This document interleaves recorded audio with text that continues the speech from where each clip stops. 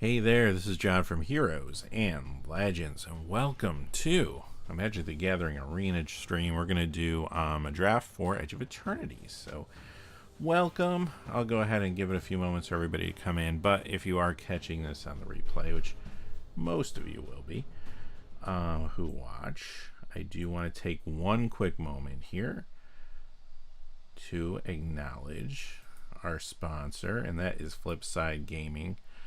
Check out flipsidegaming.com. You can pick up plenty of Magic items there, including Edge of Eternities. As you saw a second ago, you can pre-order Spider-Man there as well. They have a whole lot of other things on their website too, Magic-related and otherwise. So definitely check them out. They've been a sponsor of the channel for a long time. Awesome to work with. They are a local game store in their area, which is awesome too. And yeah, so definitely check them out. Without Flipside, I don't know if there'd be a weekly Market Watch video. Yeah, they've been fantastic to work with for sure. So, all right, let me go ahead and bring the screen up here. Move this stuff out of the way.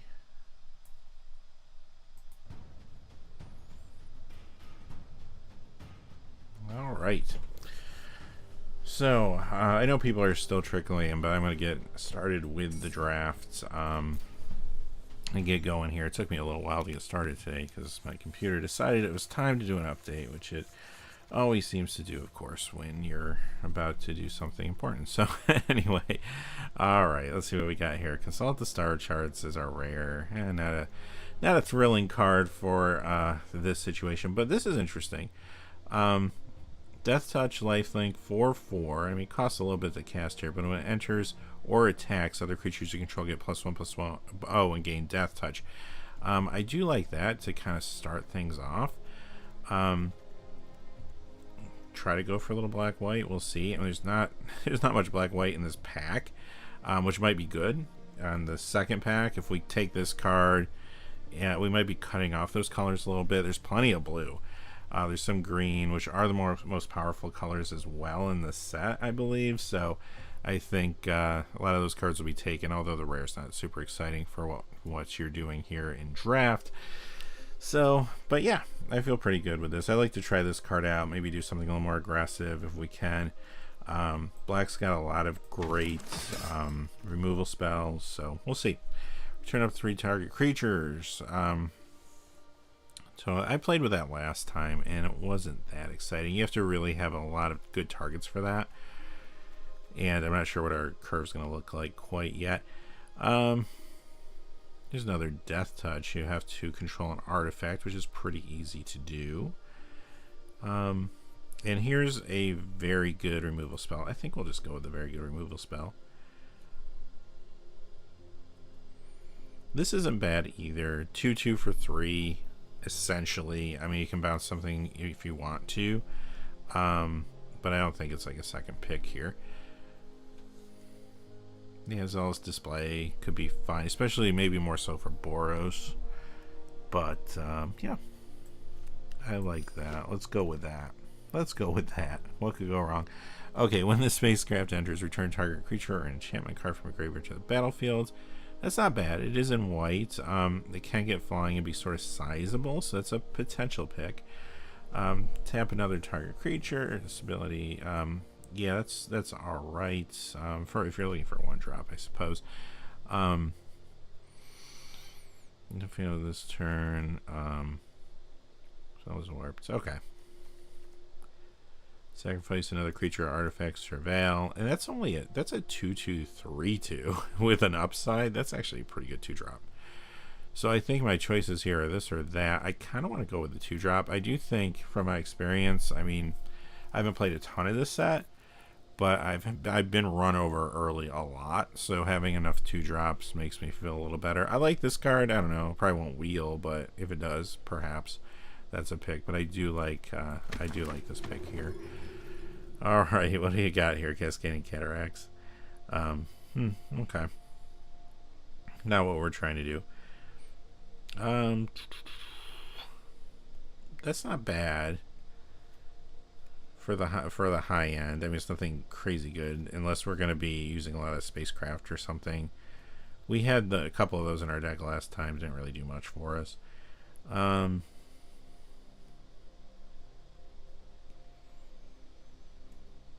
This isn't bad. If we're going to talk higher end for a 5, I don't hate that. What's the equip cost on that? 3? That seems reasonable. Okay. So 5 to get the equipment in play on a 2/2 colorless. So it's actually essentially a 3/4 flyer. And then the equipment could be useful just generally. So yeah, I don't mind that. All right.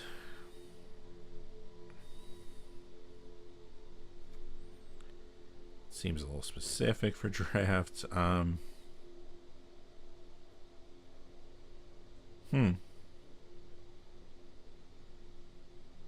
Nice little combat trick. Other than that, it doesn't really do much, though. I don't know if there's anything better here. A 2/1 that gives you a lander token, maybe. What's this one? Beginning your end step if a non-land. Actually, that's not bad. I might do that. Beginning your end step if a non-land permanent left the battlefield this turn or a spell was warped this turn, you draw a card and you lose life. Yeah, you know what? I might go with that. This 2-drop's fine. I mean, we're not yet trying to ramp into anything necessarily, but still. I don't hate this. What is this here? As initial cost of the spell, sack an artifact creature, return target creature or spacecraft card with mana 5 or less from your graveyard to the battlefield, then create a lander token.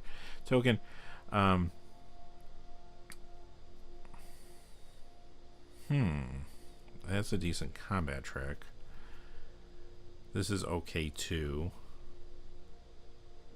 Little flyer. But you do need to get 4 into it. But I don't think it's a bad card. Maybe we'll take the combat trick here.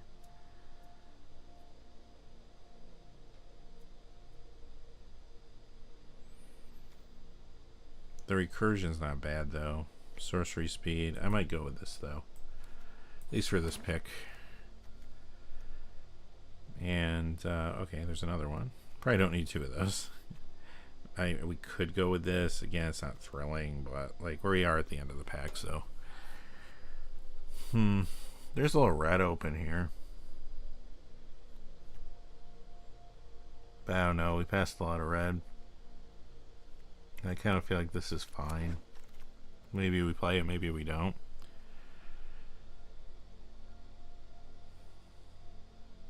Another combat track.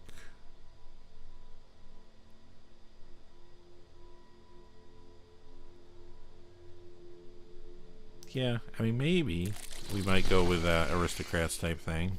We could take that. Yeah, another one of those. I don't know how exciting that is going to be for our deck. Another one. We definitely don't need 2.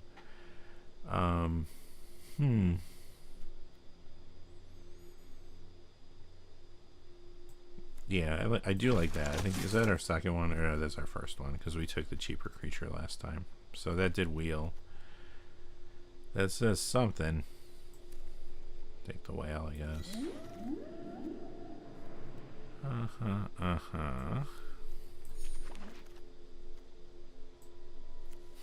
Okay.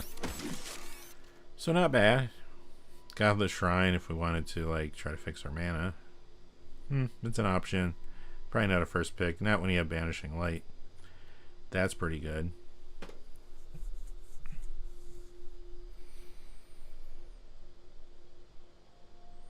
Hymn of the Faller does fall into what we're doing. I don't think we can pass up Banishing Light though. It's just too good. Hits too many important things in this format.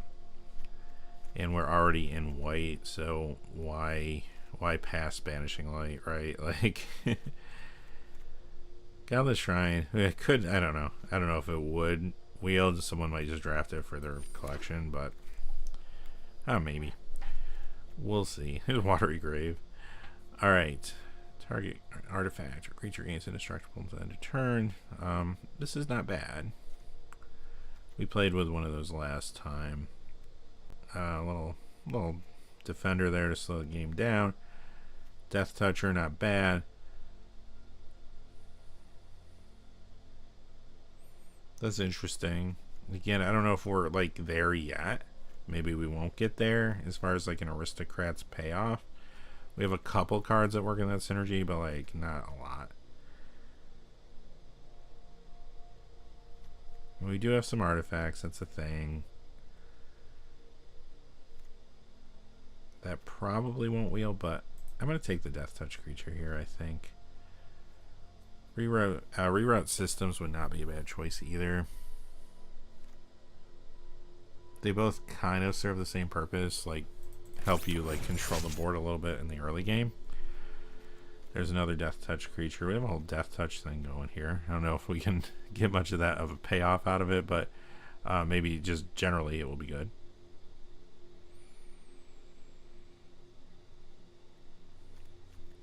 Again, more payoffs for Aristocrats, but they're just kind of one-time things.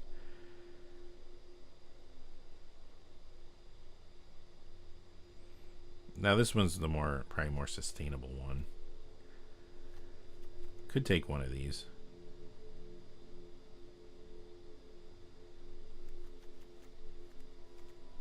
It's also a 2/4 flyer for 5. How's our curve looking? Do need to think about our lower end. I could grab another, or the 4/1 defender, but I think we're going to take this. When a spacecraft enters mill 3 cards, then return a creature or spacecraft card from your graveyard to your hand. It has flying lifelink with 8. It's not bad. What else is here? Okay. There's that card. I've played that a couple times. It's never worked out for me. It's like when you desperately need to destroy something, like you can't do it fast enough. And if you're winning and you can destroy something, then you were already winning probably. At least that's been my experience. There's another Swarm color too. I don't want to get too heavy on those, especially when I'm worried about our lower portion of the curve, so we'll just go with that. There's one of those that could be an option. I mean, that could be an option. We do have some artifact creatures here.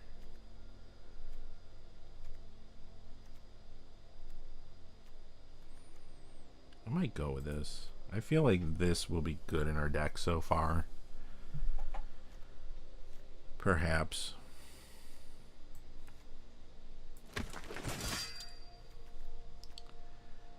Okay. 9 warp 3.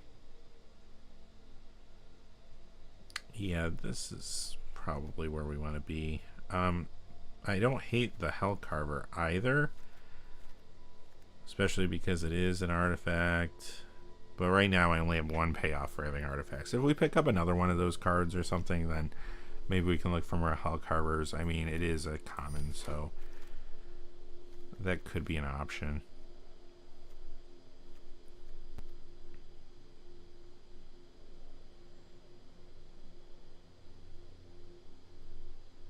Yeah, it's actually probably decent for what we're doing here.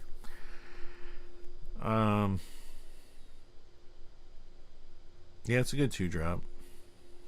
I'll probably play that, actually. This did wheel. Let's take it. The Defender. This is an artifact, too. We also got another one of these, so this is another payoff for artifacts. Let's go with that. And then we can pick up more of those little 1-drop artifact creatures, and maybe that will be a thing.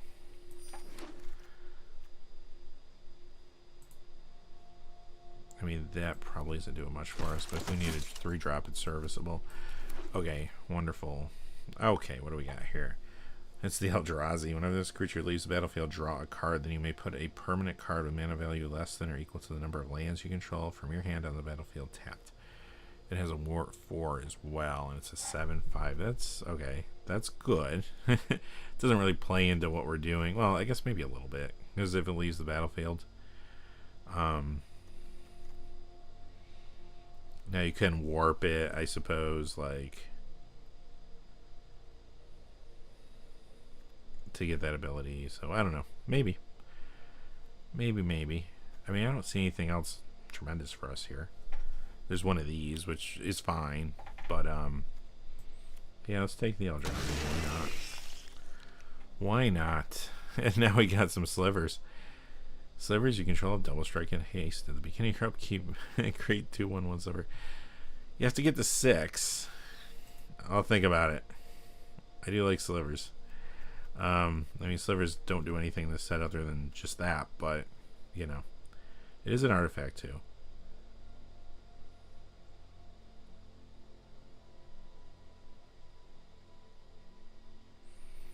That's not bad, but it can kind of put you in a weird spot in some games. Like, I do think there's just better removal in this set. Again, I'm not seeing anything like stellar in this pack. Yeah, that's okay. But yeah, I think we could splash green for something like this.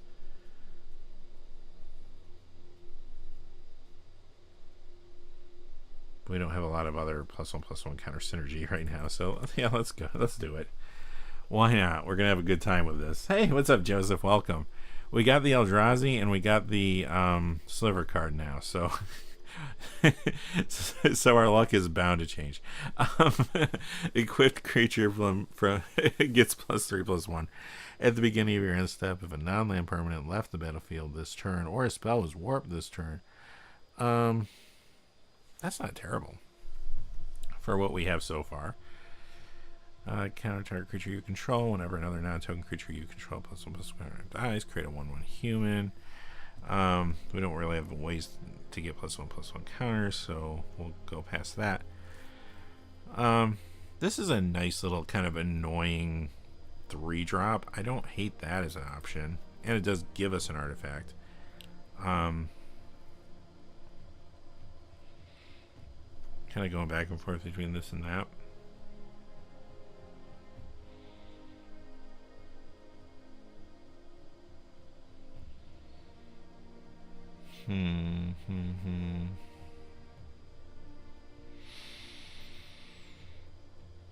Yeah, I'm gonna go with the 3-drop. I think it's just safer.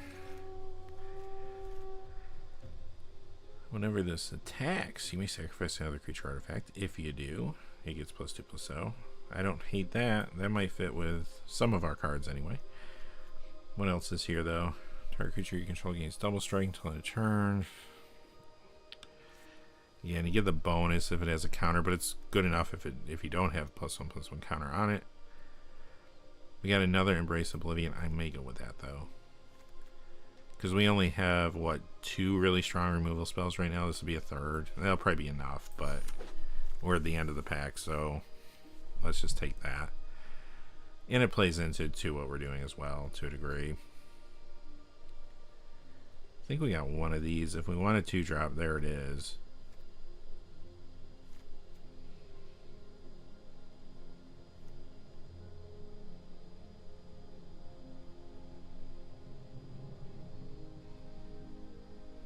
That could be good though too. How many 2-drops? We do have 4 2-drops. Got a lot of 3-drops. We probably need the 2-drop. Do I have one of these already?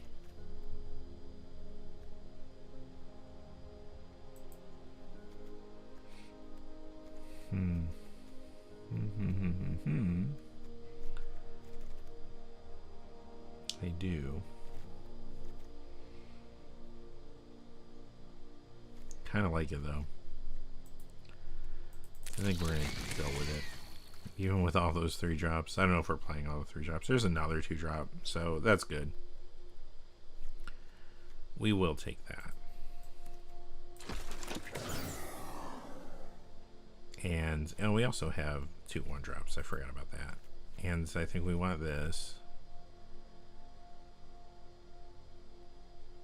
It's another one of those, but we have 2 of those things, right? Or do we have 1? What's our curve looking like? Might be able to afford it.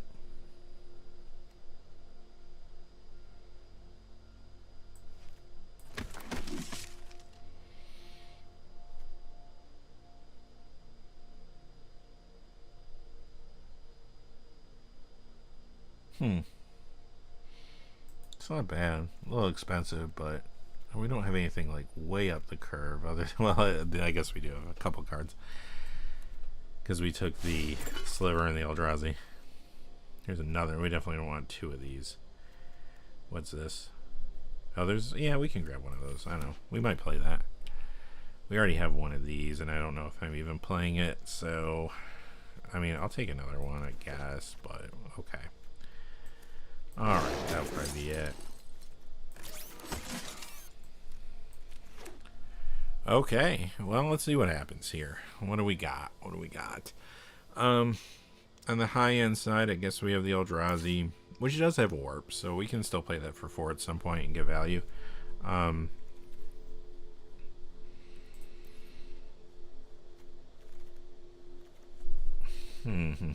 Let's just go through and see if there's anything weak here. I'm sure there is. This little combat trick is cute, but it is an artifact which could matter at some point, but I don't think we need it. 2 of those, we'll keep those. We have 1 of those. 2 drops. I want to try to keep these.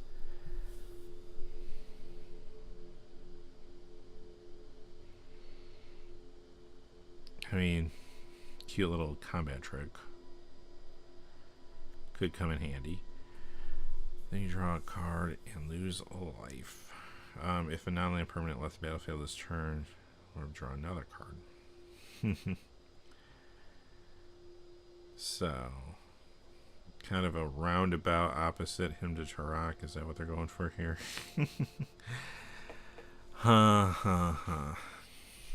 Maybe. Sacrifice another creature or artifact and surveil. Yeah, that's a great 2-drop actually. Banishing Light we're going to keep. If you control 2 or more tapped creatures, you gain 2 life. I mean, I don't think we just need a 3-drop. We're not going to be focusing on tapping our creatures, so we're not really trying to go wide. Draw 2 cards, lose 2 life. If an non-land permanent left the battlefield this turn, or a spell is warped this turn, instead you draw 2 cards. And each opponent loses 2 life. That's not bad. If we have that, maybe, I don't know, we might not need both of these.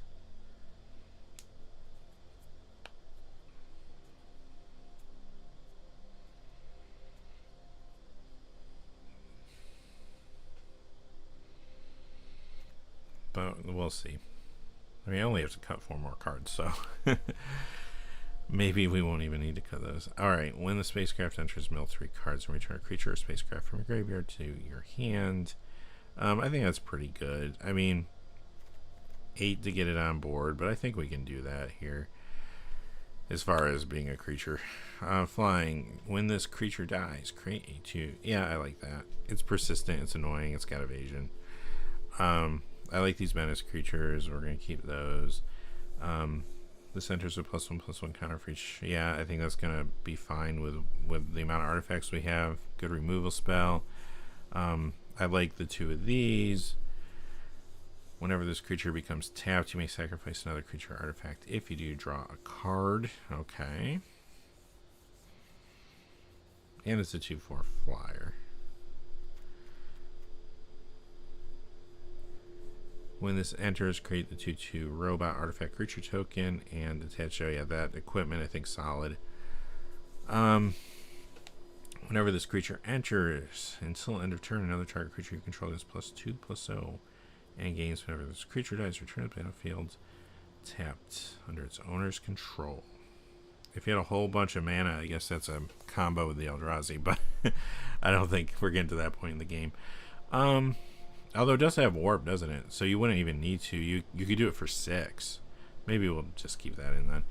Okay. At the beginning of your end step, if a non-land permanent left the battlefield this turn or was warped, you draw a card, you lose a life. Another card draw. This one's on a stick. This I like. We're going to keep that.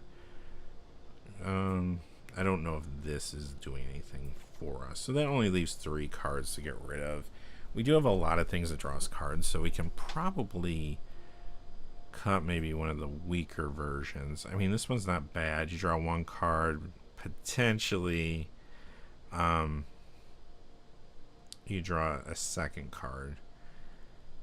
which, I mean, very likely you'd be drawing a second card. I mean, with this deck. But what was the other one that we had that was similar? Costs more, but it also damages the opponent potentially, or damages you, depending on the situation.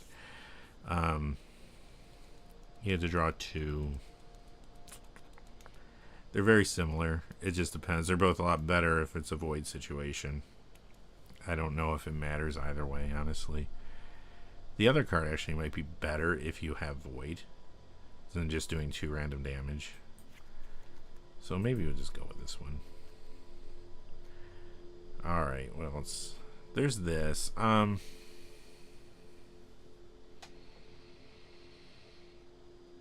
like this. It's returning something to your hand.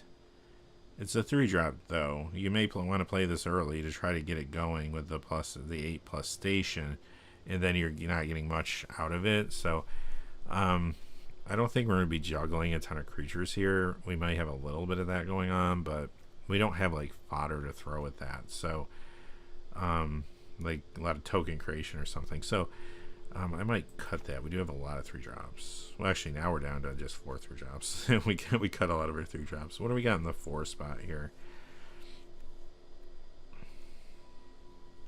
Pretty good stuff. Again, I don't have a lot to sacrifice. So maybe that might be a 4-drop we can kind of move along from, which would put us at 40. How many creatures is that? 15. That's pretty good. So let's see, how's our mana? We want to, yeah, I think this is about right. 1 2 3 4 5 6 7 8 9 10 11 12 13. 1 2 3 4 5 6 7 8. So I mean, I don't know, we could go 10-7, but this start, we want to make sure we can cast these 2 drops. So I think 9-8's fine. Alright. Well, it's time. Let's see what we can do with this thing. I'd like to not get run over today. That'd be nice. But I got no one to blame but myself. I need to learn these cards and learn this draft format, and I have not had time. Same thing happened with Final Fantasy, so I need to make time. Especially if I stream more. So if I stream more, that would help. Like, a lot of the stuff I know, well, everything I know is from my previous streams at this point. Removal spells. Okay, well, that's fine. We're going to keep this hand. We have land. We have a 3-drop. We have kind of removal right now.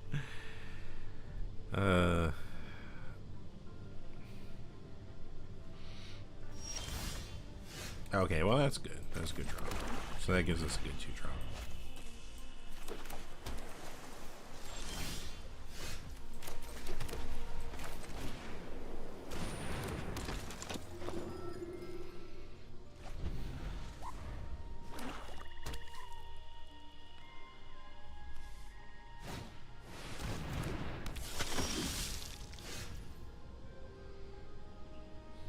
So maybe a similar thing going on. We're a ways from casting this, but it is probably helpful.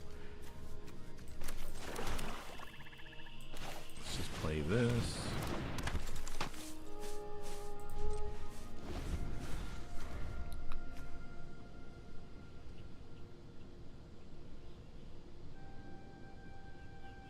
So this was the type of payout we did not get for kind of an aristocrat strategy. We got little one-off things here or there that get better, but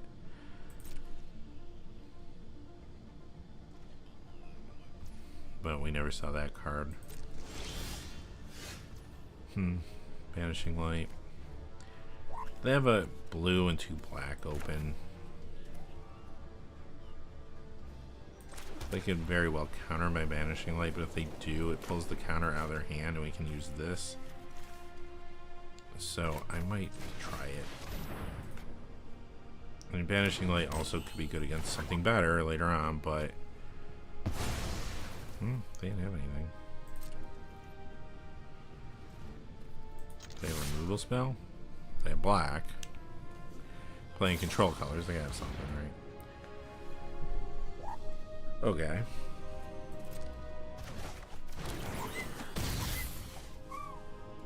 That's interesting.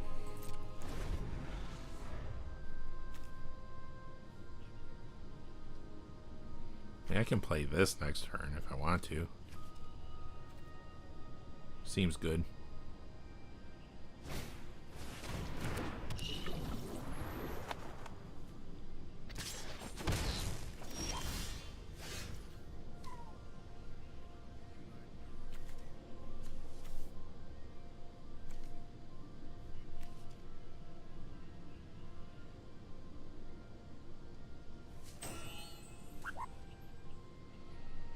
That actually might be good here to just keep the pressure on.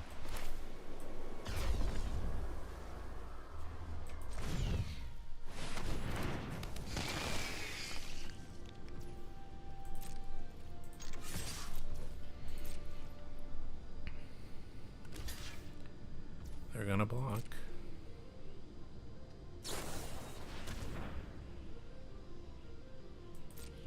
Okay, fair enough.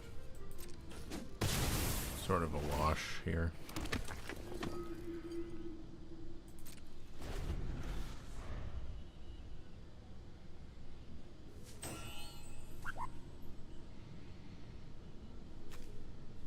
But we do have a 4/5 in play now. That's a thing. That's a thing.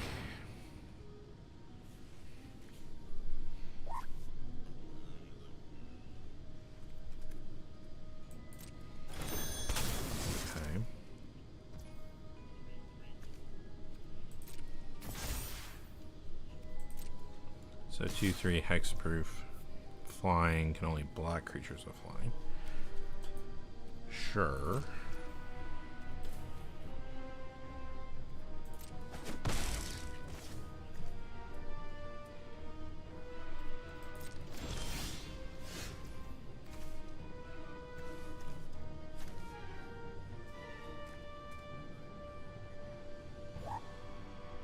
Well, here's where that combat trick comes in handy, I suppose.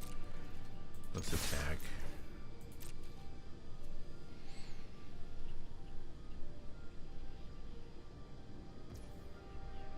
No blocks?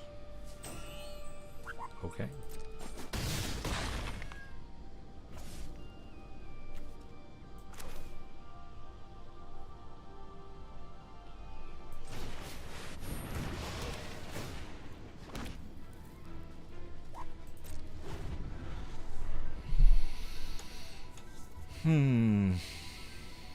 Opponent's kind of stuck on 3 mana, so that might be their situation here.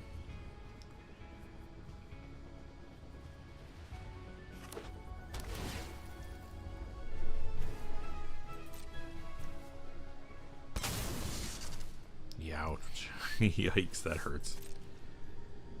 That is no fun for our opponent. To draw a land and have it be that.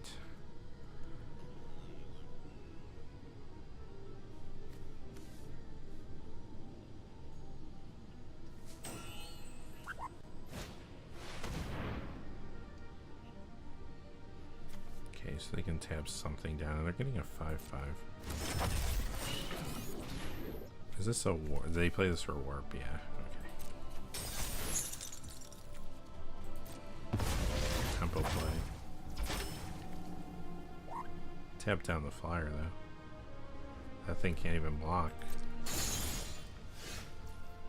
So are they dead? Yeah.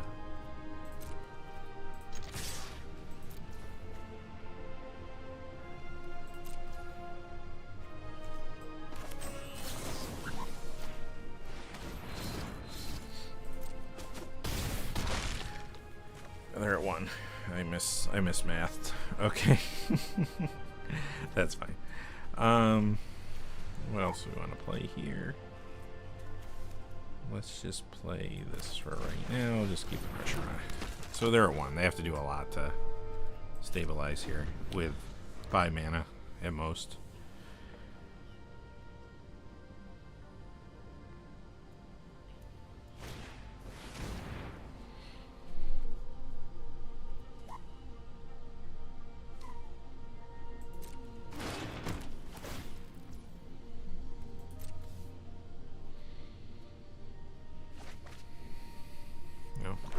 There's a land. Okay.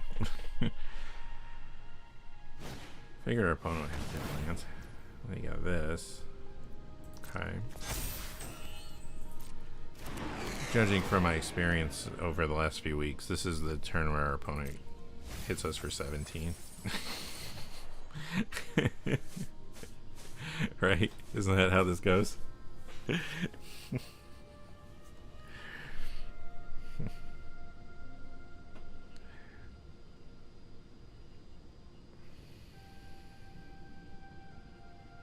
Okay. Station. Uh-huh. Yeah, okay. Yeah, that's game. Alright. They didn't hit us for 17. That was good. Alright, I'll take it. So they were stuck on land, though. So, you know, it is what it is. We had an awkward opening hand, but we drew into good stuff. And that time it went our way, so cool. I don't know, the deck seemed alright. Like, it wasn't doing anything crazy. It was just putting enough beef on the board, basically. So, I don't know, in a more fair matchup or against a quicker deck, I don't know. But in that matchup, it was fine. So, we'll see. We'll see. Nice to make it. Maybe we'll make a comeback week. I don't want to get ahead of myself here. Alright. 3 lands. I like that. Early play. And some middle later plays. But I think we'll keep. Hopefully we can ride this Hellcarver to get some lands here.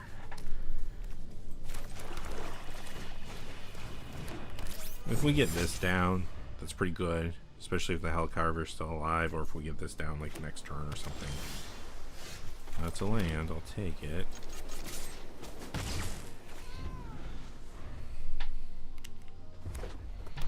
That gets us to this. And this.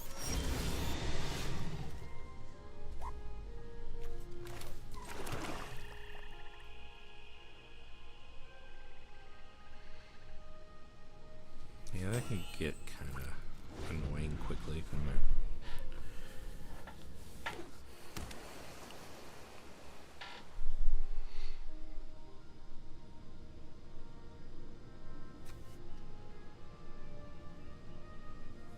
Hey, we can play a 4/4 Death Touch, or we can play a 3/3. I guess we'll go with 4/4 Death Touch.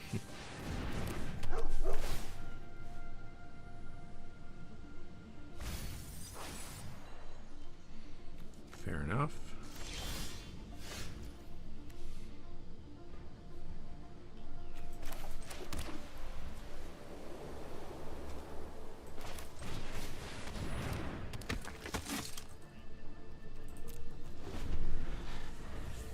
See what our opponent's got here.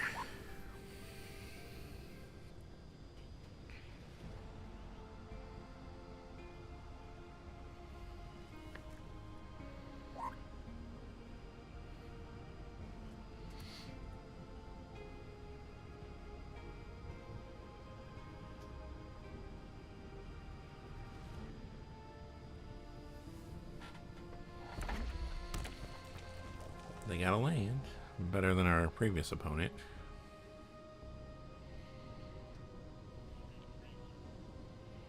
They're looking at that 4/4. They probably have a direct damage spell or a tempo spell. Yup. This creature enters, it's got menace. End step, enter and sacrifice that token. 4/3 menace. It puts them in a situation where they can trade with this.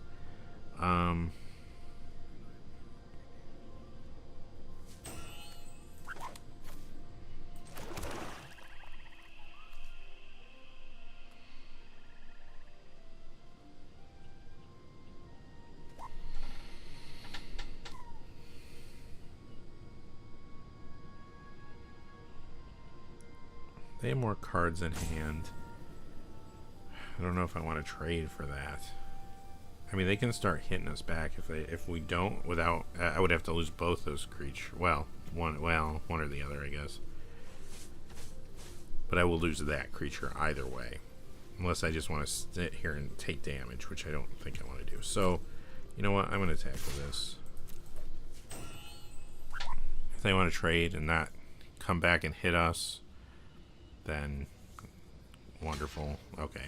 That's what I figured. Because we do have follow-up plays. And this is a pretty good one. So now next turn we could play this and it'll be a 4/4 if nothing changes. And then we can even potentially get a card here.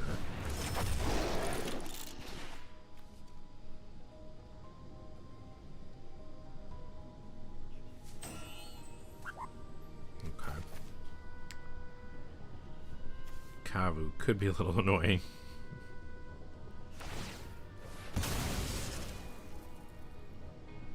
Okay, so that will kill this if they play it. We'll see. If we draw a removal spell, we can get rid of the Kavu. Oh, they warped. Okay, that's fine then. We do have a removal spell, but let's not use it on any of this stuff.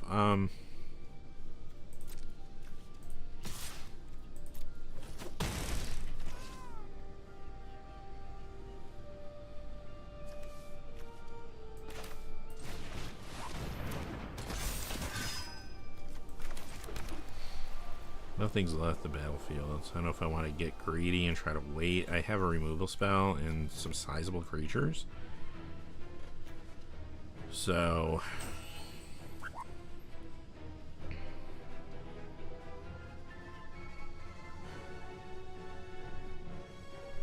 I might hold off on that.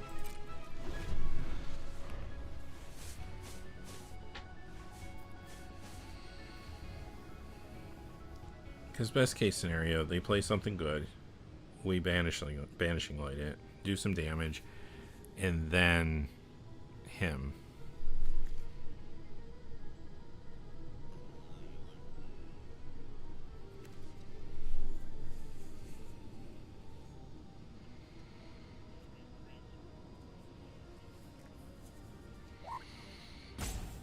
They got a lot of cards. They have 5 mana. We could replay the Kavu, right? That's only 3. There it is. There's the Kavu. So that card's in play again. We can Banishing Light this Kavu and get it out of here. Seems good. So we don't need that removal spell coming our way. That can take out our 5/5. Or the flyer, depending on what they decide. That's going to get a counter. I take it if they have a mana. Do they have 1 mana? Maybe they don't have 1 mana. They didn't. Oh, now they do. It's too late, though. Okay. So, Kavu, you gotta go.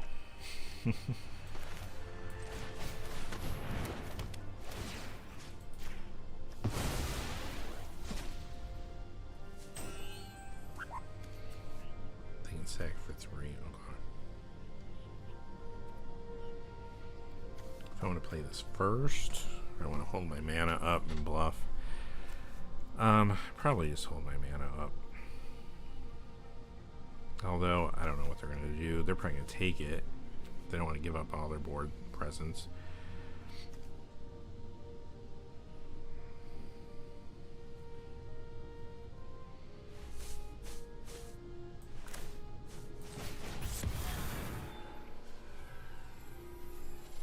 Yeah, I'll take that just in case.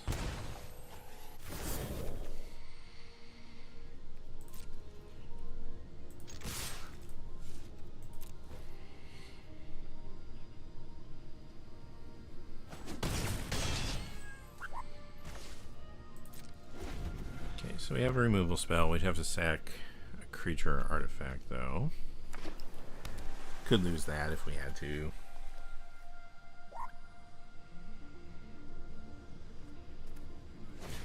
This is pretty good, and it's sizable.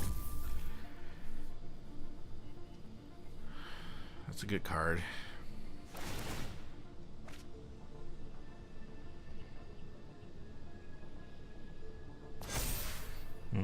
Now they got a 3-3. Now they can get a little more aggressive if they wanted to join block that 5-5. Well, now they definitely can do some stuff. They could put the 5-5 in the air.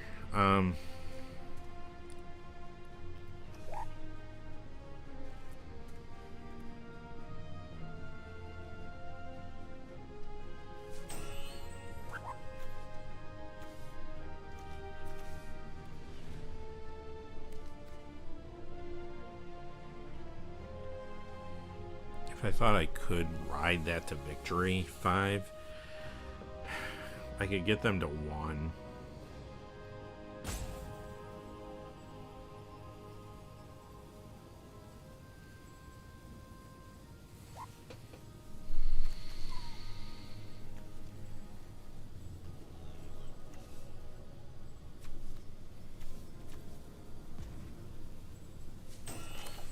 Let's just do this.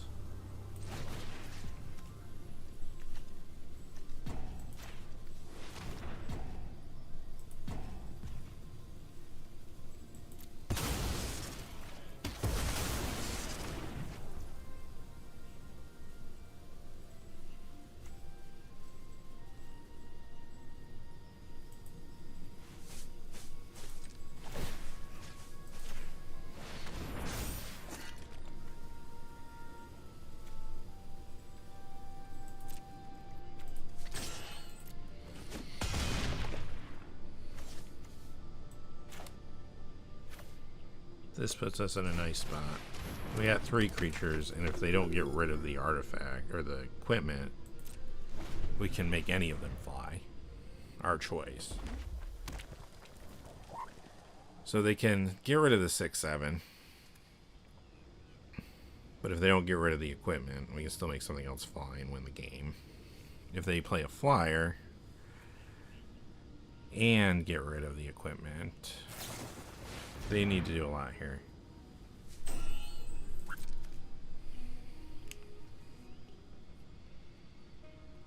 Yeah, they're spending their mana to dig, so I'm starting to feel good about this one. A lot of cards, but right now 3 mana. Okay, we did it. All right, now we're talking. All right, 2-0. Been a while. Yeah, this deck's interesting though. Like, I don't feel like it's doing anything crazy, and that scares me a little bit because I've gone up against decks in this format that have done crazy things, but it's really consistent. Like, the removal feels right. We get some sizable creatures relatively quickly. The curve's been good, so like I feel like it can kind of fight its way there. First time we drawn this, that's interesting. We got a 2-drop, we got 4. Yeah, so decent hand here. Once we start getting up into the higher numbers here, like, as long as we don't get stalled on land or something, this is a nice hand. I mean, drawing land, drawing, you know, a 3-drop might be good. Land is good, I will take it. They got a Hell Carver.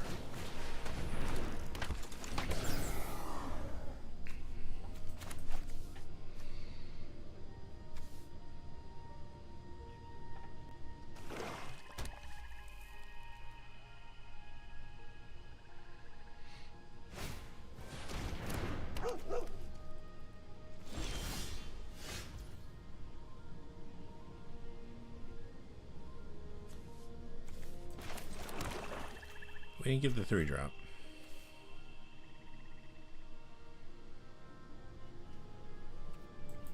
But we drew a removal spell.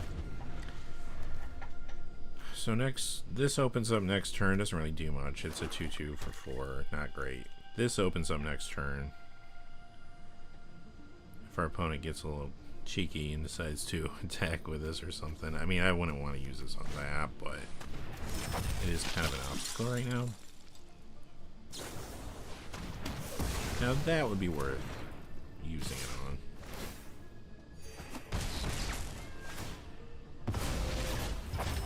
Once it comes out for real, that is. Okay.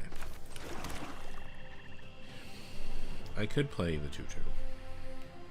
It's kind of sad, but we got 2 big plays at 5, and we don't want a bottleneck in our hands, and this isn't going to get much better. Like, so let's play the 2/2, so we have a blocker. World's most expensive grizzly bear. Alright. What does this cost to actually cast 3? Yeah. So that could very well be coming down this turn.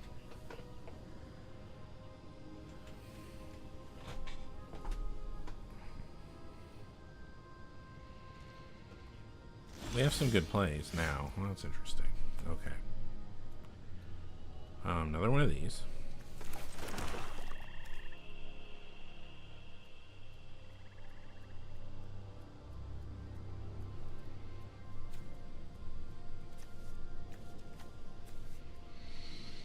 They got removal spells. When I throw this out there, he gets taken out, right?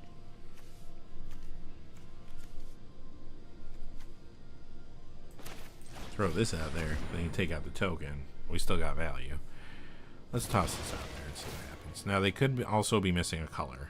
So far, we've only seen swamps. If that's the case, their hand might get bunched up, and then the correct play would probably be a little more aggressive, but a 3/4 flyer, I think, is aggressive enough. I don't think that's a bad choice.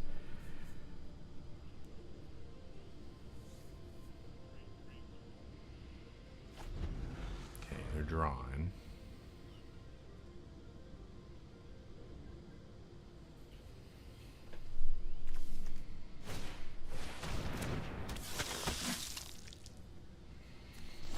That thing's back again. That's an interesting option. They can't blow this up this turn. Let's play it. It will give us a little bit. I say attack both, because if they want to trade for this 2/2 at the end of the day, trade for the 2/2. Knock yourself out.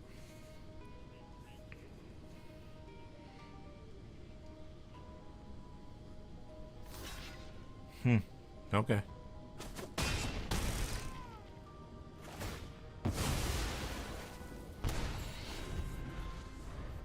Kind of glad that's gone. But I mean, now we have some good board presence. That 1/1 Death Touch is going to be a little bit of an annoyance, but I mean, we may have some ways to get rid of it. I could cast the 2/2, sack it, get rid of the Death Touch, and just go ham. I mean, I'd be 2 for winning myself. I don't love that idea, but our opponent might be off a color. I mean, they're holding 6 cards now. Here comes the removal spell. There it is. I can give the 4/4 flying. That'll actually be a beater. If I do that, I won't be able to do anything else, though. But I think that might be fine. If they hit another removal spell, it's awkward. Or if they have an Embrace Oblivion, that's super awkward. But they'd have to use that now, obviously. It's not an instant. If they draw one, that'd be awkward. There it is. Embrace Oblivion. Okay. Better now than after we equipped it, I suppose. But we would have gotten the damage in it first. So, alright, so we are at an awkward spot. This time we get something out of here. So yay for our side. We're 1 short from equipping that, but that's fine. We can do it next turn. Maybe our opponent is playing Mono Black. Here comes that flyer. Okay.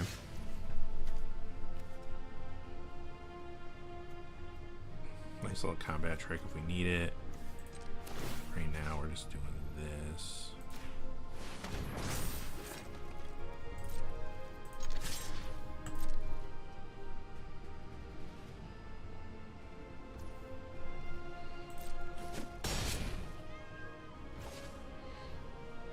I don't have anything else.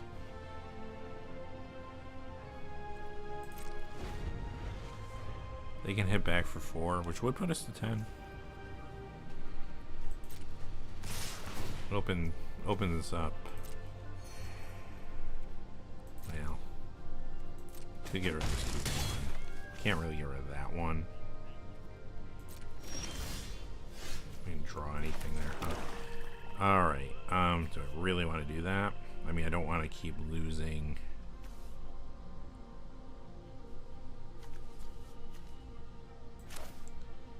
Yeah, this puts us ahead in the race. Let's do it. We gain 3 life, gets us to 13. They go down to 12. We have a combat trick and a removal spell that we can only use if we sack something. I could sack the equipment if push came to shove and keep the creature. But the creature, I mean, the mono black creature's gonna be dead in a second anyway. There it is. Okay. There it is. I could save it.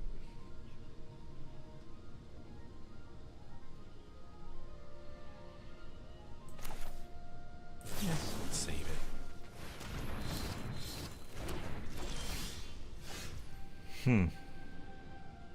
More removal. Let's raise. If they put out something, we have 1 removal spell. We have kind of a second removal spell. There's their other color. I thought so. Now they might have some options. But again, if it's too little too late, looks like they're trying to target our stuff. They could have a Banishing Light.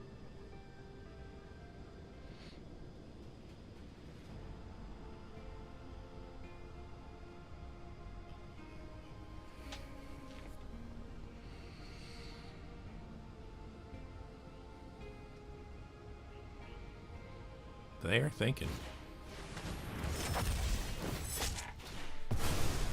Okay.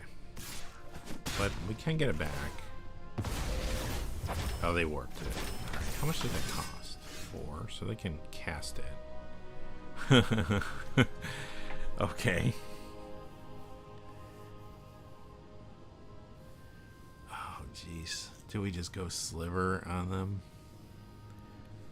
I think so, because they can get rid of a Sliver token, like, whoop-dee, right? Like,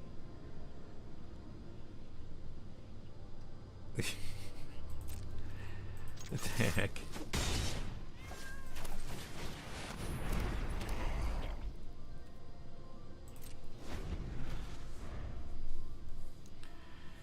So they can hit us for 2.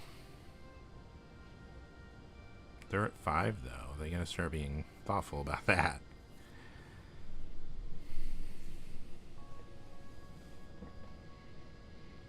Then we're gonna start making slivers. So, I mean, they can disrupt that because this is non-land permanent, right? Oh, non-assassin creature. Oh, then no, they can't.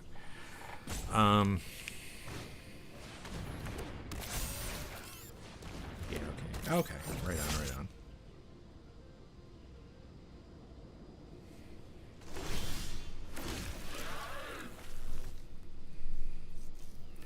Double strike and haste. I like it.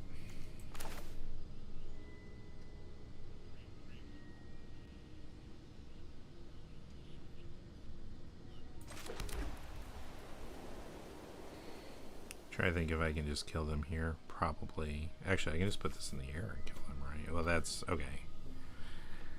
I can banishing like that. All right, let's do this. In the end, the slivers might not do anything.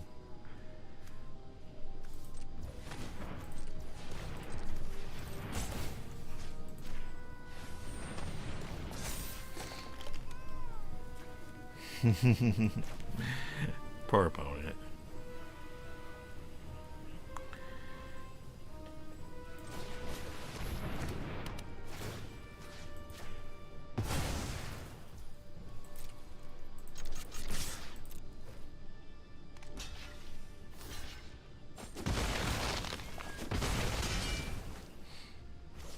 They are at 1. We still have a removal spell. We're going to get 2 more slivers. Yikes.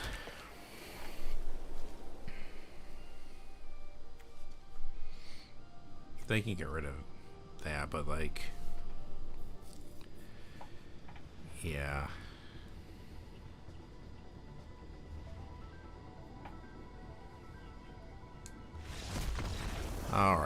That's 3 wins, right? Okay, that's better than we've done in a while. Good start. But we did have an opponent. First opponent was short on land. That opponent was color screwed. So, what can he do? What can he do? All right, all right.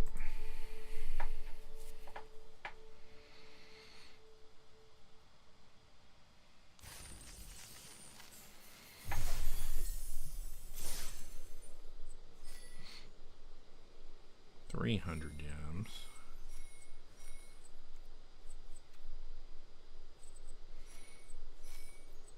Two more wins, we get our gems back. That's what it's all about, folks. That's what it's all about. Getting our gems back. All right. Yeah, our hand, I felt like stumbled a little bit there. If our opponent was not stuck on color, we probably would have been in trouble. But they were making plays. They had a lot of good cards. They had a lot of removal. They were able to kind of handle what we had for the most part. But we just chipped away at them to the point where it just got too much, especially when they couldn't cast their white cards. So. All right. Lands are good. And we're not getting a lot of low casting costs, but we do have a 3-drop. We have that. We have a 4, which is a good follow-up if we get an artifact, especially, but either or is fine. So yeah, let's do it. If we can pull the 1/1 Death Touch creature, which is an artifact, that would be phenomenal, but that's a long shot, of course.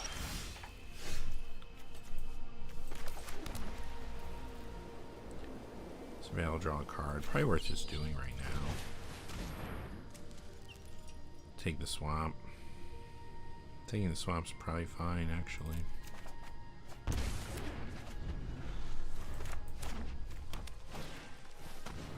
They got one of those. Right. I see what you're doing there.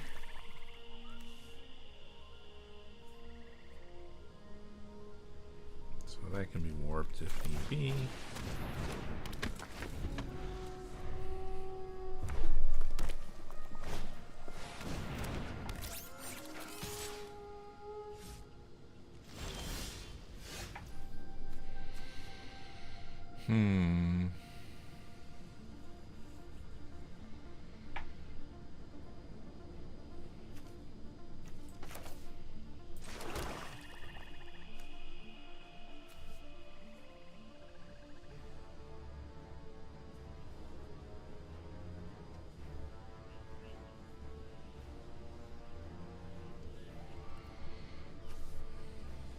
Combos with our Eldrazi if we get that. We haven't drawn that yet, though. I think for right now, back for 2. Put some beef on the ground.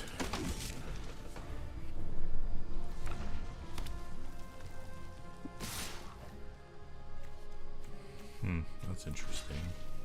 They must have a trick, but I'm not gonna sit there and take that. Okay. Get the trick out of their hand. We can play that next turn. We can play this. Put it on the battlefield because we use it. Could have warped it last turn, I suppose. That would have mitigated that combat trick, but I think that's fine. Slivers. Slivers, slivers, slivers. I mean, this deck, though, could hit us hard quick. They just play something, give it +1/+1 in haste. Okay, or do that. I won't do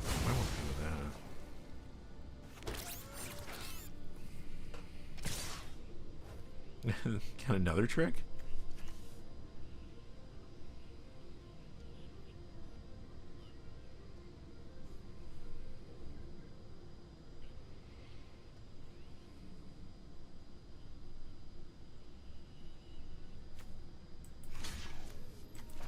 I'm gonna block. I want it out of their hand, whatever it is. I want to see it. Okay, it's another one of those. That's fine. I'm a little concerned about taking too much damage from a Rakdos deck. Because, you know, they can just sort of go off. We're not going to have slivers this turn to block with. I could hold that back to block. To be safe. But they only have 2 cards in hand. I feel like let's do the damage. Let's put our slivers out on the table.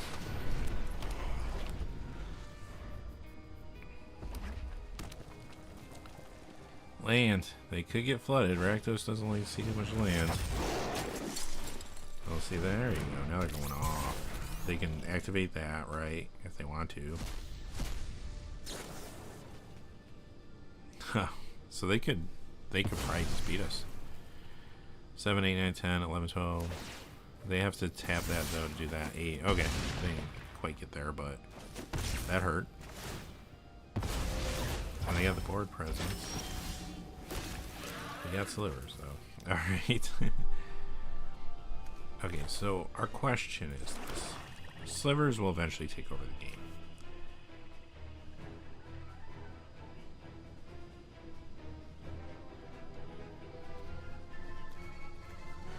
We have to whittle down their cards.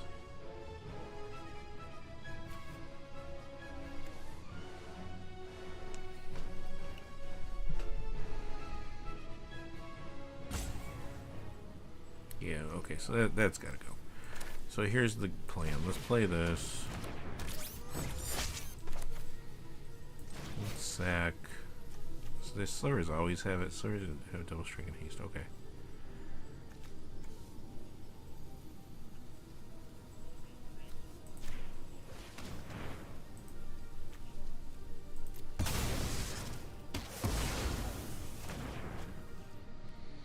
I say no attacks because we can't get surprised. Sure. That hurts. They could have us at this point.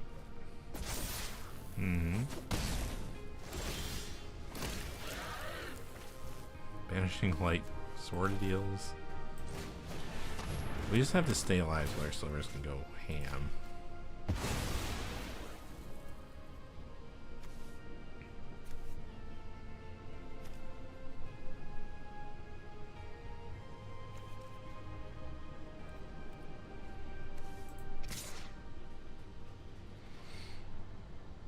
Gotta keep blockers though.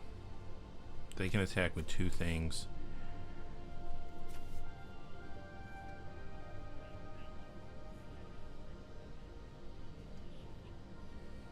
Yeah, that could really hurt us again.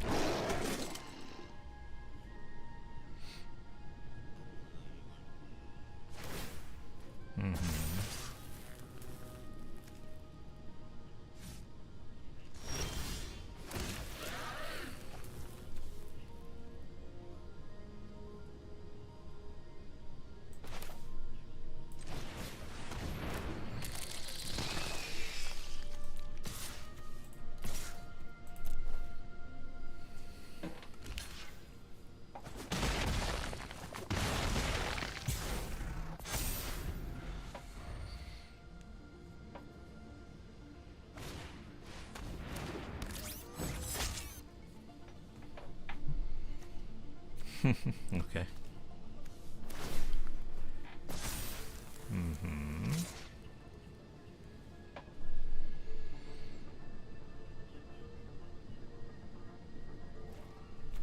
They give that first strike, right? They give it trample, I guess I'm dead, but they don't have any cards in hand. Huh, okay.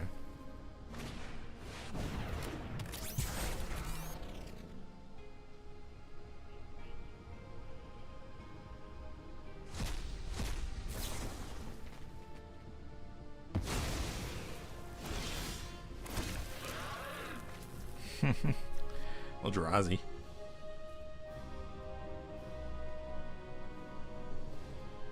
More worried about going wide, though.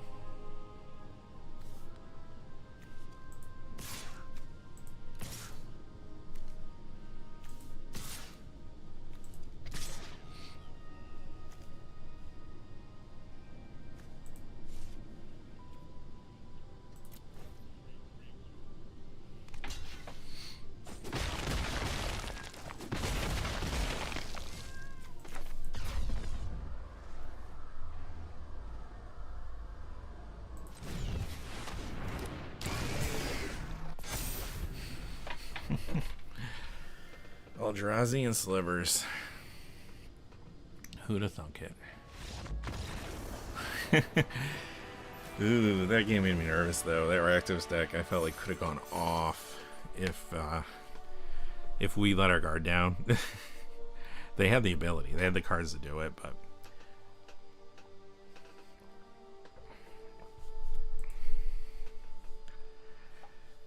all right. That was what? Win number 4? Well, I guess either way, we're playing 3 games. Actually, no, I guess that could be wrong. We could lose 2 and play 3, win 3. All right.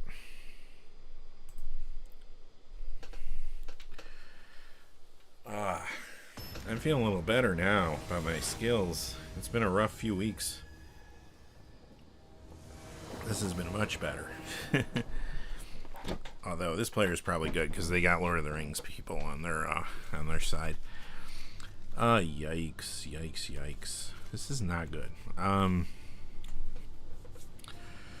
We're going first, so we're gonna get the jump on land. We have removal spell at 4.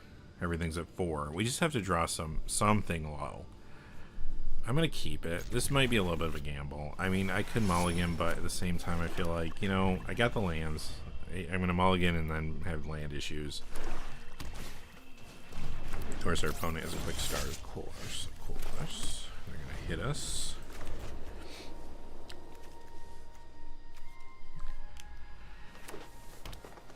Okay, Golgari.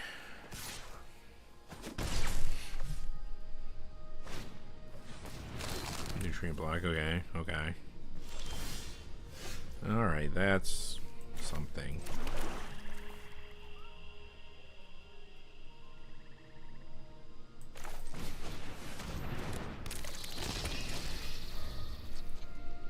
Wish it was an artifact creature. That's okay. That is okay. That 2/2 for 4 did some work before.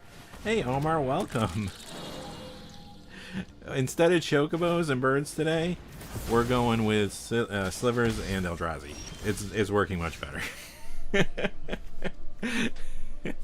We're actually 4-0 right now, believe it or not.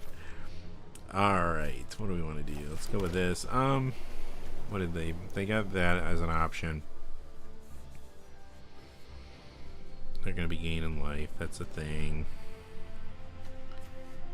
Let's just, I mean, I don't have anything coming. Let's play the world's most expensive grizzly bears and take it from there.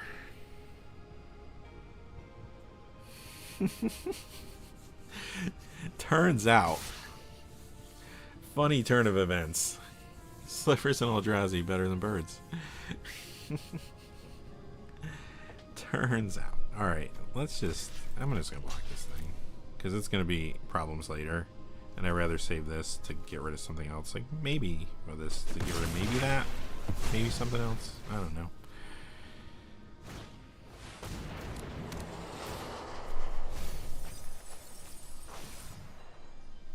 What they end up getting. So maybe they're trying to ramp.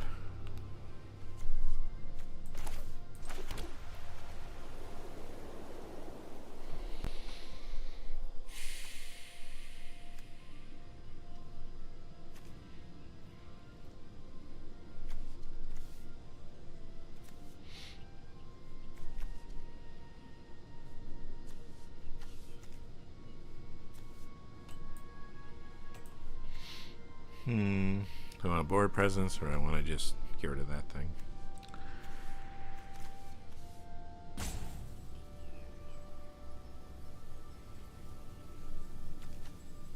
Be nice if I had a cheap removal spell. You know what? I'm going to hang out to the removal spell because we have more, but we have 2 of those ones that we have to sacrifice a creature artifact. And that could get awkward because we are short on creatures right now. So I'm just going to play this. Kind of see where our next turn takes us. Oh, I lost the chat. Alright. I'll get it back in a second here.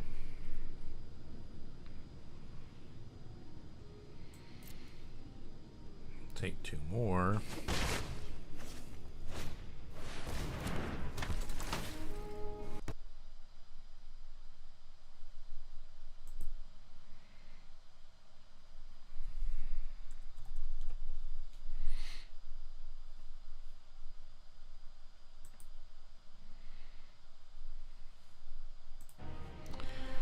All right, we have Eldrazi.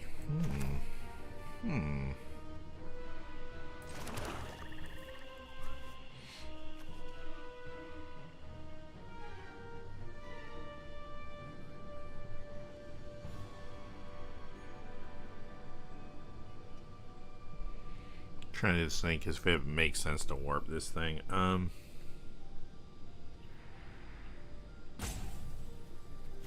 could play that for free, but I don't know. That's not too exciting. It will give this a counter though. Maybe that's just good enough.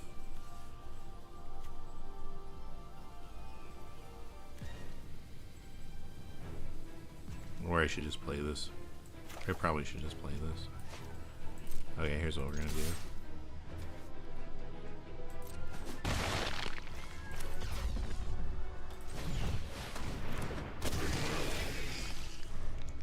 Alright, let me see if I can get the chat back up while they're taking their turn.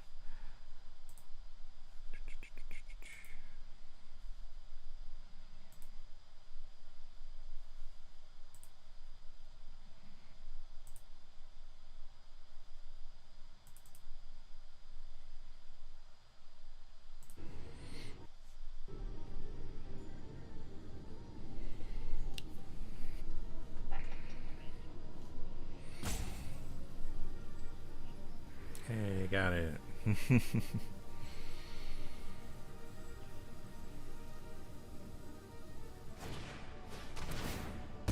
there goes the Eldrazi.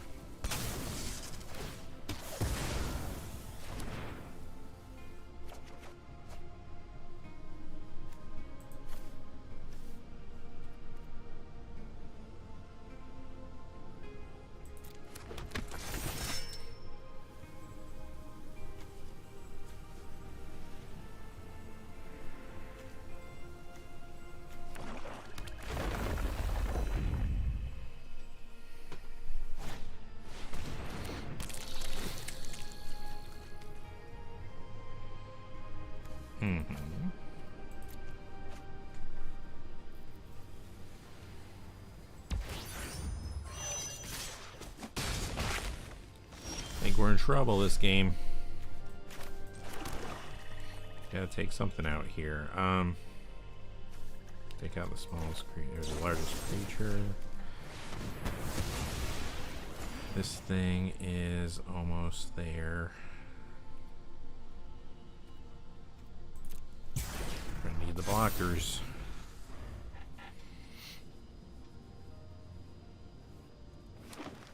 They have 4 cards in hand too.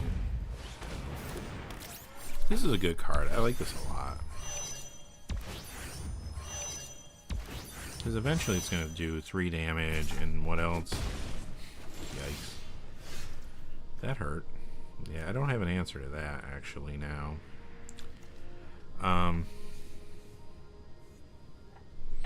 Let them draw 3 cards. Yeah, I mean, that's good. I think we're pretty well, and we need an answer for the flyer, the flyers at this point, I guess. One has hexproof. Yeah, there's nothing we can do. I mean, we're not going to win the race. Like, we just need to draw into something quickly, because we'll take 4 here minimally. So we're on a 3-turn clock.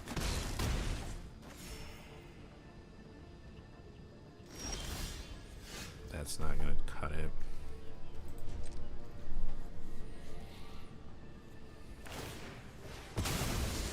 Oh yeah, they can do that. So that'll be a 2-turn clock. Yup. Actually, they can, right? They just have to do that. Oh, it is a lot of mana. Or 10. 10. Yup. That'll do it. Alright. GG's. Good beats on that one. Yeah, I mean, maybe I should have mulliganed. I mean, I was kind of hoping we'd draw into something a little bit lower curve so we didn't fall behind, but we fell behind. We got to our plays relatively quickly. I mean, we had the lands. It was fine. But we didn't have like that 2-drop or that 1-drop to kind of get us out of the gate, and, you know, that a mulligan might have helped with that, but that's all right. 4-1. Opponent had a good hand, though. I mean, they came out strong, you know, and like we could have got rid of the life gain creature quicker, but it was kind of like, well, I'd rather save that for something bigger, and we needed it. We needed to get rid of the 3/3 later, so I was like, okay, you know. So I don't think we could have done much different other than maybe mulligan there. So yeah, but you never know. I hate to mulligan if I have land. That's the thing. If I'm like, okay, my curve's not awesome, but I got land, like I hate to dump that hand. Because I'm like, oh, I'll end up with a 6-card hand with no lands, and then a 5-card hand, you know. But sometimes you gotta take the risk, yeah, I guess. But yeah, not bad though. Like I said, it would have been tough to beat. I think that would have been a tough hand to beat, even if we had a better hand. I mean, our opponent was pretty dialed in there. We needed more removal. Okay, speaking of interesting hands, we do have early plays, we have mid plays, and we have some big late plays, and the warp is a thing. So this is definitely a heap. We just need to draw some lands, and we're golden here. 2/2 reach. Yeah, that thing's pretty strong. What? I haven't.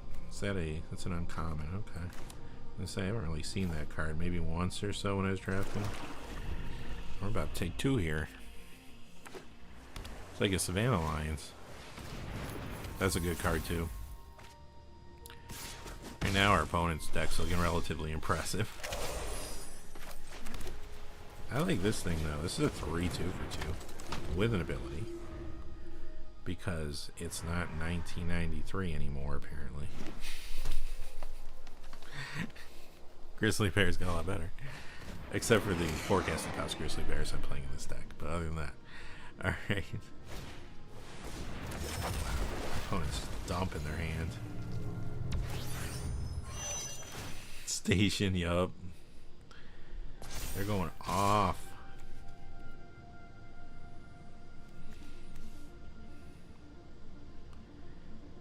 How bad do I want land? I mean, I do want to get to 6. Do I just do this?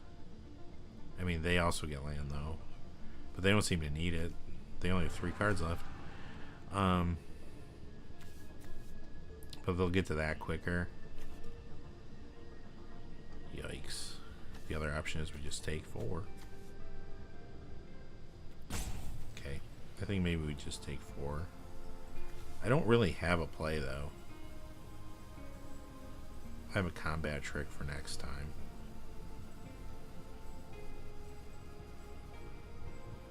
Unless I draw a play. Let's just take it. We have the combat trick for next time. That might be the worst case scenario type thing. Our opponent's deck is going off here pretty good.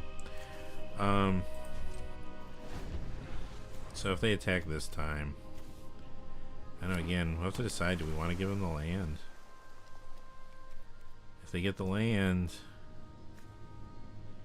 I mean, I have 1 more land, they'll give me to 4. I want to get to 6. 4 will let me play this, though. But so, you know, but so would casting it. So, but it gets a +1/+1 counter, right? I believe, maybe. Oh, maybe not. Okay.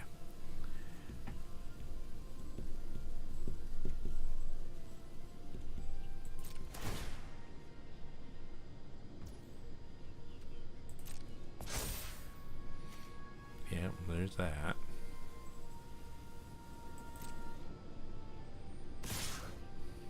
Yeah, I think we have to do it.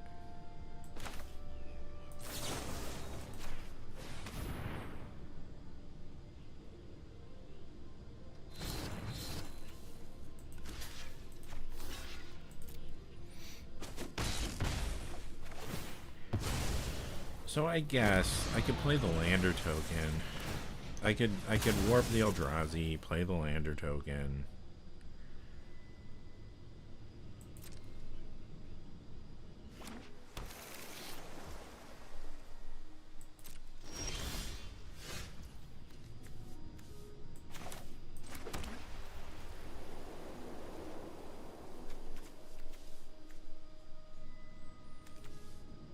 Yeah, let's do it. Well, I guess that won't work. I can warp the Eldrazi, play the 4/4, or I could just play the 4/4. This costs 2, right? Yeah, so I can't even play that and that.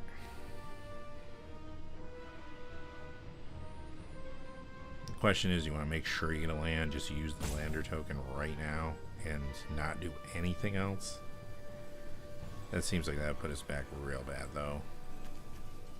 I think we gotta put the creature out. This will be a 4 death touch as long as we have the lander token, until we get something else out anyway. Should have attacked first there, but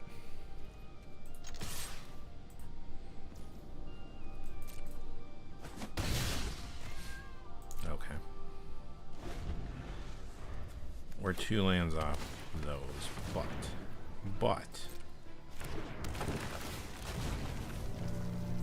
okay, so there's the 5/5.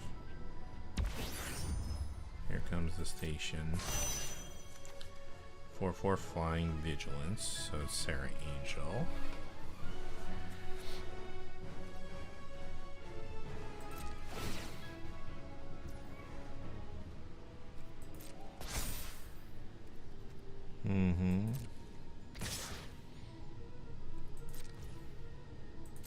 Yeah, I think we're just losing the flyers.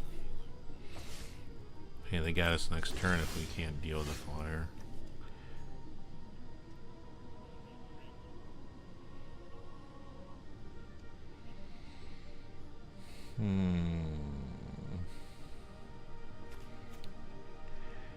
Well, this would give us a flyer, but we can't get there.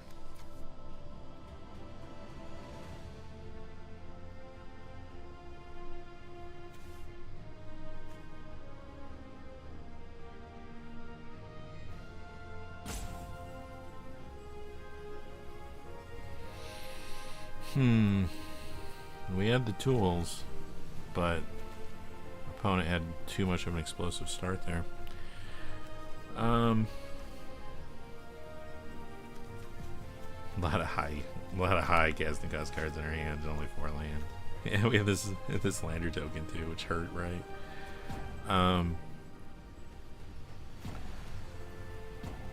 It's the only thing I can play. Is this thing. I could warp that, but yeah, that's about it. Alright, that's fine. Can't feel bad about this one. I think we kept a good hand there. And our opponent just got the draw that time. If we had a removal spell for this, probably would have been okay. But we just didn't get one, which is interesting because we have a lot of removal spells, but that's magic. Yep. Sure. But good cards. Like the Cryogen Relic is awesome. That's phenomenal. This is pretty good too. I like this a lot. And this the Edge Rover too. Though that was a good opening sequence. Yep. 2 combat. You got it. Good beats on that one for sure. Puts us 4-2, so we have to win. What did I say? Get your gems back at 5, I think. So we'd have to win this next one to get our gems back. But I don't know. I have faith in this deck. It could pull out some wins still. It's a pretty good deck. It's a brawler. It's a scrapper. Scrappy little deck. Not doing anything crazy broken, but if it can survive long enough and throw some slivers down on the board, you know, a lot of times we'll come out ahead.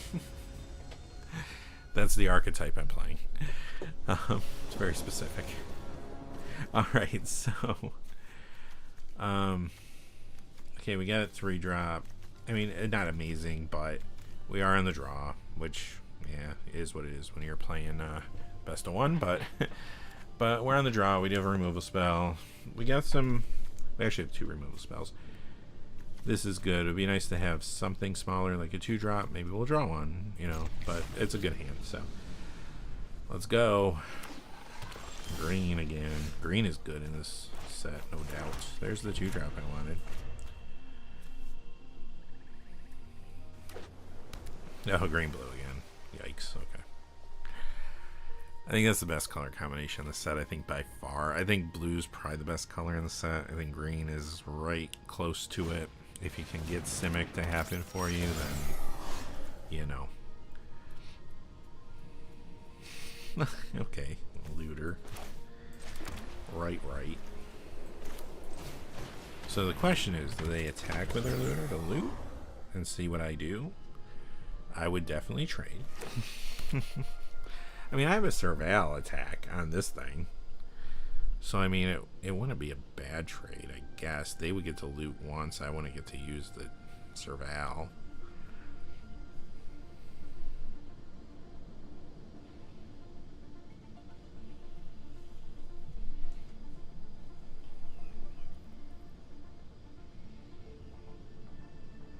They're thinking. Oh, here comes the whale. So that's a Surveil 2 with the warp. Okay. So we hit our 3rd land. Okay, we hit our 4th land now. They did not. They did not do it. So I'm gonna hold that back. I don't want to just start trading Surveils for loots, because I think loots are better.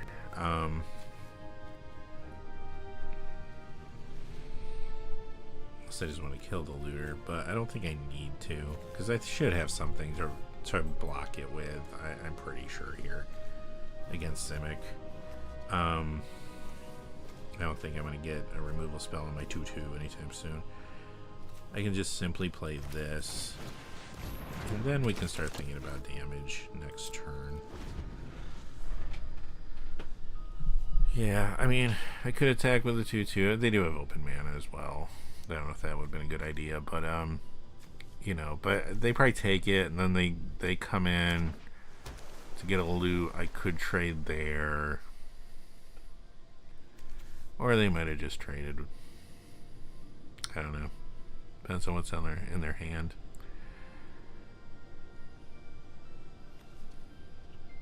We also have this.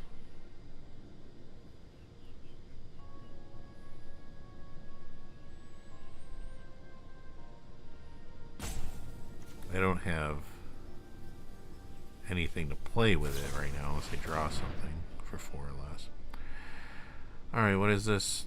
Target artifact or creature's owner puts it on. Okay. So where do they want to put that?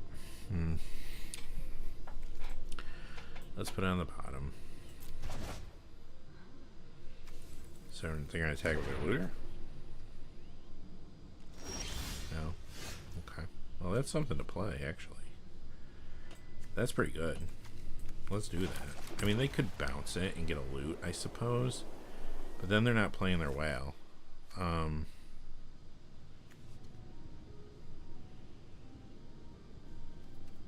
Assuming I didn't attack, but I'm attacking. You know I'm attacking. Alright. So let's warp.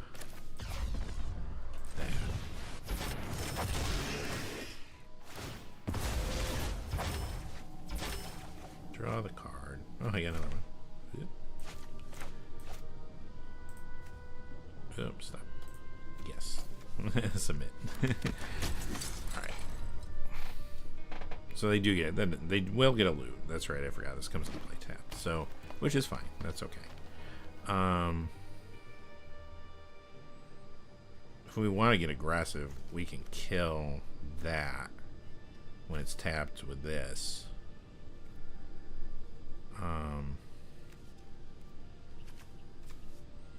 If we draw a land, we can play this. That will pump that and pump the future one of that. We have some options here.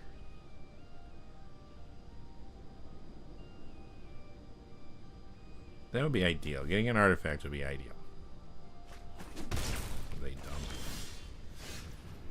dump. That's not bad.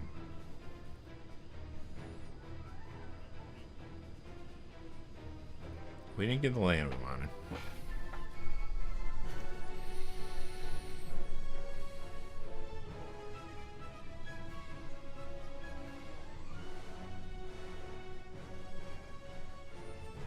I think the best thing to do here, just kind of hold off. Let's attack with that. Let's get the 2 damage. I don't want them looting again. I'm going to play this. And then hopefully when we play this, our opponent will be surprised. The whale's going to be coming. No whale. Okay. Oh, wow. Okay. That hurt.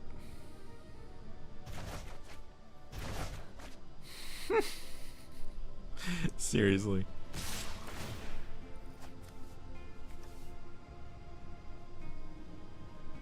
And they're gonna loot. See, now I wish I killed the looter early on. I thought, oh, they're not gonna be able to tempo me that bad. Okay, what do we got here?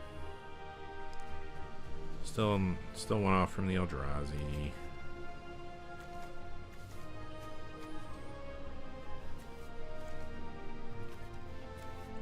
This thing's big. I need some board presence. I mean, if they bounce it, well, I guess kudos to the team. Ouch. Man, this Simic is rough.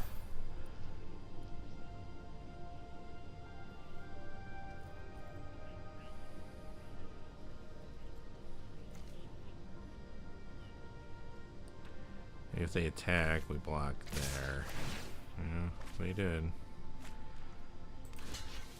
Now they have no cards in hand, though.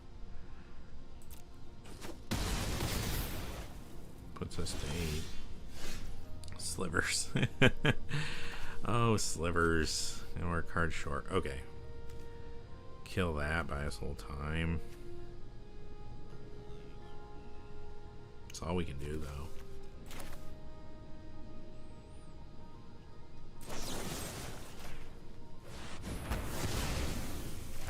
These things remained unstationed. Well, unless they can cast something. They can cast this, but it's 3. They got a ways to go on those stations. Hurts now is if we play the slivers, we don't get slivers until the next turn. We can't really afford that. So we're gonna have to really start thinking about dumping what's in our hand. Yeah, station. Man, now we're just off land here. I don't even have an artifact to make that worth our time. What I do have, though, it might be our only real play here. This into this. But that's it for my removal, though. So do I want to do that, or do I want to? I think I have to, because what I'm banking on here is drawing a land, get the Eldrazi out, or something sizable. Oops. Sorry. Oh yeah, that's right. Okay. Or I could get rid of one of these, but if they don't get anything to station, yeah, I think that's the play. Sack. We'll get a 2/2. Opponent's got the whale and whatever they drew. The whale won't quite get that stationed.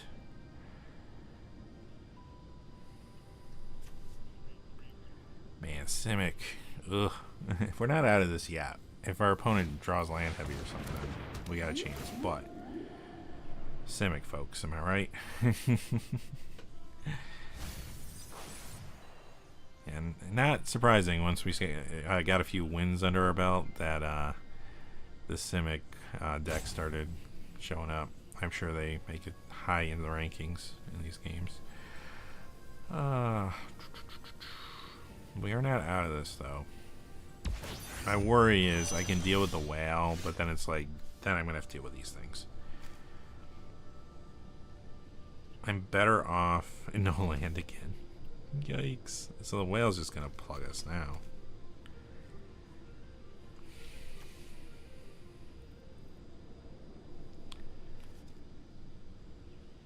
That's flying trample. I mean, they're if they don't get anything else, activate that. We'll be taking a hit. I guess the only thing I can do is get rid of the whale and hope they can't play a creature. So, well, attack first.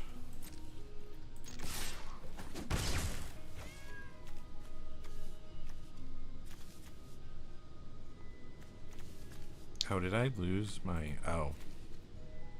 I didn't even realize they made me discard that. Well, okay, then I have nothing I can do. That was my removal spell, folks. I had hoped to draw another one.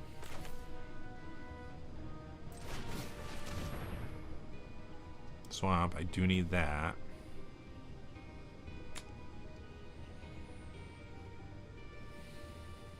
But it can't save me this turn.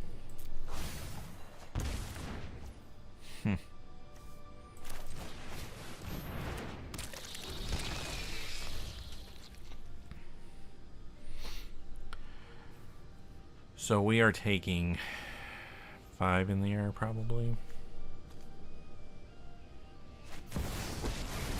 Oh. Okay. Empire will span the stars. Yep. My will is my own. Uh-huh. Then they can station the other thing. If they wanted to. Oh. Or they can just attack. Me. I would just attack.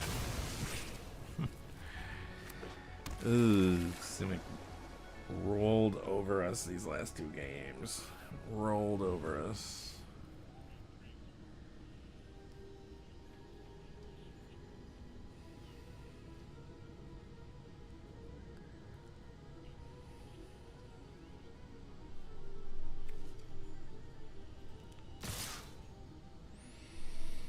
Yup.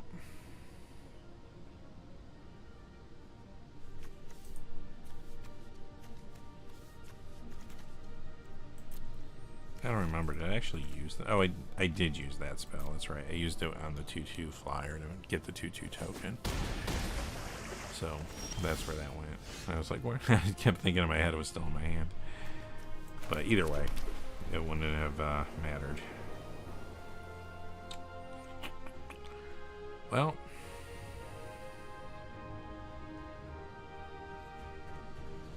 I mean, I can play the Eldrazi, which will let me play something else. Just doesn't it? I draw a card, but then I have no mana. Nothing else lets me draw here.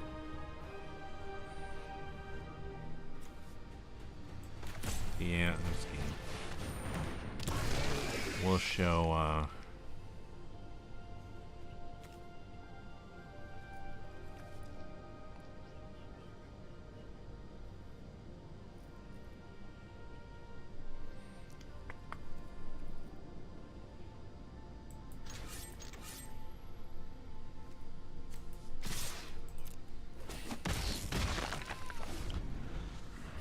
Made a dangerous. yeah, it has to die before. I was thinking enters, but it's when it dies. So yeah, I guess that's that.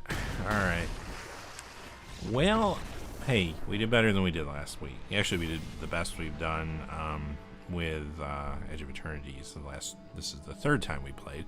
But 4 wins, 4 and 3. Hey, at least it was positive and not underwater. So not bad. I don't hate that. Fun little deck. Like I said, it wasn't doing anything super broken. It didn't really play well into any of the archetypes. Some of our big cards we didn't draw, but to be fair, we drew the Eldrazi and the Slivers quite a bit. We drew our what was it, was it a 4/4 Death Touch lifelink creature only one time, and it got killed right away. If we got more of that going on, that would have been cool, but that was our first pick in pack 1, actually. But yeah, overall, don't hate that. It was kind of a fun game, and a fun deck to play. Like I said, it was a strong little deck, and the Slivers and Eldrazi were fun. Those were super fun. So yeah, not too upset about that. That was actually pretty cool. So I don't know when I'm going to stream again, if I'll stream next week at all. Stay tuned though. I should know definitely by Saturday. I'll say something at the end of the Market Watch video. The next 2 weeks, I don't know if I'll have time to stream. After that, hopefully I will again for several weeks, but I might be able to work it in. Maybe it won't be on Sunday. Maybe I'll do it on another day, but stay tuned. I will let you know. Thank you all for watching today. Thank you, Joseph and Omar, for stopping by and saying hi. I appreciate that. Had quite a few people watching today, actually, which is awesome. So, Sunday afternoons, especially, I haven't been streaming much lately. I've done it for a few Sundays now. I stopped for a while. So it's nice to be back. It's really fun to do and get into again. And I've been having a good time with it. So I like to do it more frequently. And hopefully it'll keep growing. Like today, there's a lot more people watching, which is pretty awesome. So, the deck was also a lot better than the last couple weeks. That might have something to do with it as well. But anyway, thank you all for being here. Before I go, I do want to say, if I can get the second screen to do anything for me. It's thinking about it. All right, there it is. I just wanted to remind you about Flipside Gaming, our sponsor for this video. Again, if you haven't been to their website, check it out. They have a lot of great things, a lot of great deals on there. You can get Edge of Eternities. You sure can pre-order, Spider-Man, of course, and a whole lot of other things on there too. Magic and other stuff as well. They are a local game store in their area, so I do like working with them. They've been awesome to the channel, which is incredible. So I do want to make sure that if you are looking for Magic or what have you through mail order as opposed to your local game store, check it out. Me personally, I don't have a good local game store near me, so places like Flipside are awesome for that, definitely. So so check them out. A lot of great stuff there. Without Flipside, I wouldn't be able to do this, honestly, with the channel and everything. So they've been really awesome to work with. So that is that. Saturday, I will be back.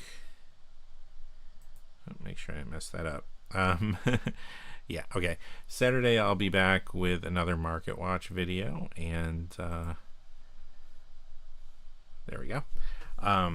So yeah, check that out. The market was interesting this week. If you didn't watch the video, check that out too, because really interesting cards, like some old cards, a few newer cards, but a nice variety of different things going on in the marketplace. Standards moving cards now with a new standard.